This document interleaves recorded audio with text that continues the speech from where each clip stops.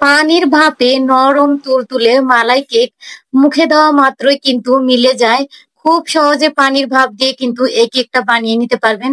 নরম আর তুলতুলে কতটা কিন্তু ছিদ্রযুক্ত এই কেকটা, খুব সহজেই আমি আজকে এই রেসিপিটা আপনাদের সঙ্গে শেয়ার করব। এই পদ্ধতিতে যে কেউ বানিয়ে নিলে এভাবে কেকটা কিন্তু নরম আর তুলতুলে হবে, পুরো ভেতরে কিন্তু মালাইটা প্রবেশও করবে। এখানে আমি 4টা ডিম নিয়েছি, ডিম থেকে আমি কুসুমটা কিন্তু আলাদা করে নিচ্ছি। যাদের বাসায় ইলেকট্রিক বিটার আছে তারা কিন্তু ইলেকট্রিক বিটার দিয়ে এটা ফোম করে নিতে পারবেন। আমি একটু ব্লেন্ডারে দিয়ে আপনাদের দেখিয়ে নিলাম। এখন আমি ব্লেন্ডারের জাগে দিয়ে দিলাম চিনি। চিনি আমি 1 কাপ পরিমাণ দিইনি, অর্ধেক হাফ কাপ পরিমাণে চিনি দিয়েছি। আর দিয়ে দিলাম সেই ডিমের কুসুমটা দিয়ে কিন্তু ভালোভাবে আমি 2 থেকে 3 মিনিট এটা বিট করে নিয়েছি। এখন আমি হ্যান্ড উইক্স দিয়ে এটা ভালোভাবে মিক্স করে নিয়ে এখানেও 1 কাপ আমি ময়দা নিয়েছি। ময়দাটা আমি একবারে দিব না, অল্প অল্প করে দিয়ে এটা অ্যাড করে নিব। আর 1 কাপ ময়দা দিয়ে কিন্তু এইভাবে তুলতুলে কেকটা আপনারা বানিয়ে নিতে পারবেন। এখানে দিয়ে দিলাম আমি সামান্য বেকিং পাউডার, দিয়ে দিচ্ছি এখানে আমি হাফ কাপ তরল দুধ। আপনাদের কাছে তরল দুধ না থাকলে এখানে কিন্তু পাউডার মিল্কও 2 চা চামচ দিয়ে নিতে পারবেন। দিয়ে দিচ্ছি এখানে রান্নার কিছু তেল আর সামান্য ভ্যানিলা এসেন্স। আপনাদের কাছে যদি ভ্যানিলা এসেন্সটা না থাকে আপনারা কিন্তু লেবুর রস দিয়ে নেবেন।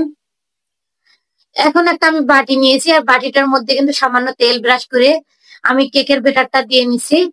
একটা কাঠি দিয়ে আমি হাওয়াটা বের করে দিচ্ছি, আপনারা বাটিটা কিন্তু ট্যাপ করে দিলেও হবে। এখন কেকটা আমি ভাপ দিয়ে নিব। এখানে পানির মধ্যে আমি দিয়ে একটা স্ট্যান্ড বসিয়ে কিন্তু কেকটা ভাপ দিয়ে নিলাম।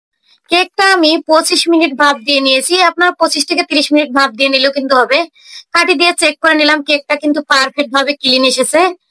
আমি 1 কাপ পরিমাণে দুধ দিয়েছি, তরল দুধ, আর এখানে দিয়েছি 1 কাপ পানি।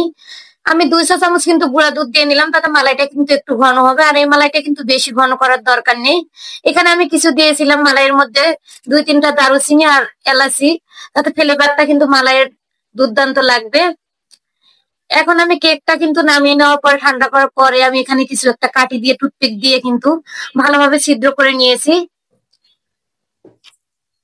আর এখানে যতটা পরিমাণে মালাই দিয়েছি আমি একদম কিন্তু চুষে নিয়েছি, আপনাদের সামনে আমি দেখিয়ে দিচ্ছি। দেখুন সঙ্গে সঙ্গে কিন্তু মালাইটা চুষে যাচ্ছে। উপর দিয়ে দিয়ে দিলাম আমি আবার একটু পেস্তা বাদাম।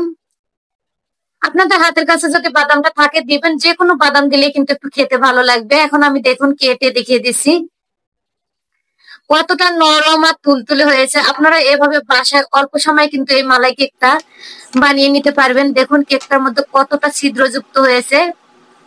এই ছিদ্রগুলোর কারণেই কিন্তু আমি যখনই মালাইটা দিচ্ছি তখনই কিন্তু সঙ্গে সঙ্গে একদম চুষে নিচ্ছে।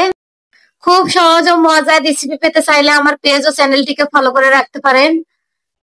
আমি এখন এটা কেটে আপনাদের দেখিয়ে দিচ্ছি। দেখুন কতটা নরম এবং তুলতুলে হয়েছে। রেসিপি যদি ভালো লাগে শেয়ার করে দিবেন। আর আপনি কোথা থেকে আমার ভিডিওটা দেখছেন তা মন্তব্য করুন, যাতে আপনাকে আমি ধন্যবাদ দিতে পারি। এই দেখুন আমি কেটে আপনাদের দেখিয়ে দিচ্ছি, এটা কিন্তু মুখে দেওয়া মাত্রই মিলে যাবে। আশা করছি আজকের এই মালাই কেকের রেসিপিটা অল্প সময় আপনাদের কাছে ভালো লেগেছে। ভালো লাগলে সবাই পাশেই থাকবেন। সবাই ভালো থাকবেন, সুস্থ থাকবেন। আজকের মতো এ পর্যন্ত। আল্লাহ হাফেজ।